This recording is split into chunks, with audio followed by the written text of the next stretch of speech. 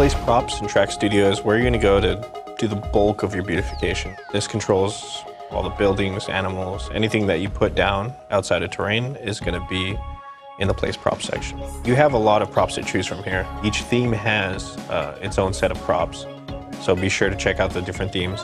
The first category is called sprays. These behave differently than all the other props in Track Studio. You just drag your finger around, it'll automatically shift between different props. For example, this is the building spray, so as I place them down, you'll see that different buildings will come up. I'm going to go ahead and hit Edit Props up in the mode selector up here. This is the center icon. This is going to allow me to edit any already placed props. I can select them just by tapping on the prop. I can also double tap, and that'll center on the prop. Here I'm going to move the prop just by tapping my finger down and dragging around.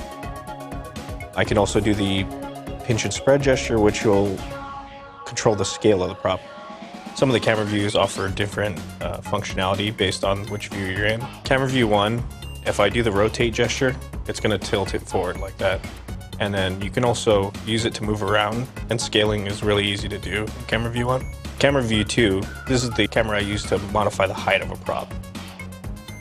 Camera view 3 is for moving around, as well as rotating just around the prop around without affecting the tilt. If you want to move a whole set of props, you're going to lasso select the group. If I wanted to move this set of props right here, I just drag my finger around and create the lasso.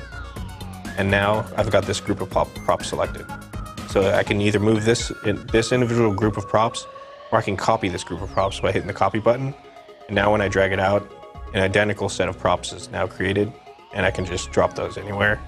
Just tap off of the selection, and that'll place the props. Or I can select a group of props, I can press the triangle button, and that'll delete the group of props. The third tab here is your dynamic props.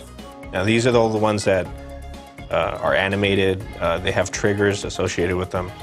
So if I choose this blocker prop right here, I can just place them down. And if you go into edit props, I select one of these props, and you'll notice that it has a properties tab. You can link it to a trigger, or you can go through here and change the properties. So if I wanted this one to always be playing, I'd animate yes, and initial state extended. So as it goes through, it'll pause every 1.5 seconds. The last category here is the currently used props.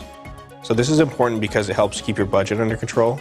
If you select this red temple, you can affect all the red temples on the track by selecting this one, and I can erase all of them by pressing the triangle button.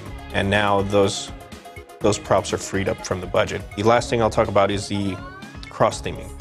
So you'll notice at the top it says Far East. That's the current theme I picked, and that's the theme I'm working in. But if I hit the arrow button, now it's changed to Ice World. So now I can select any of the props that are in the Ice World pack or theme. You can use props from any theme as long as it fits into your budget.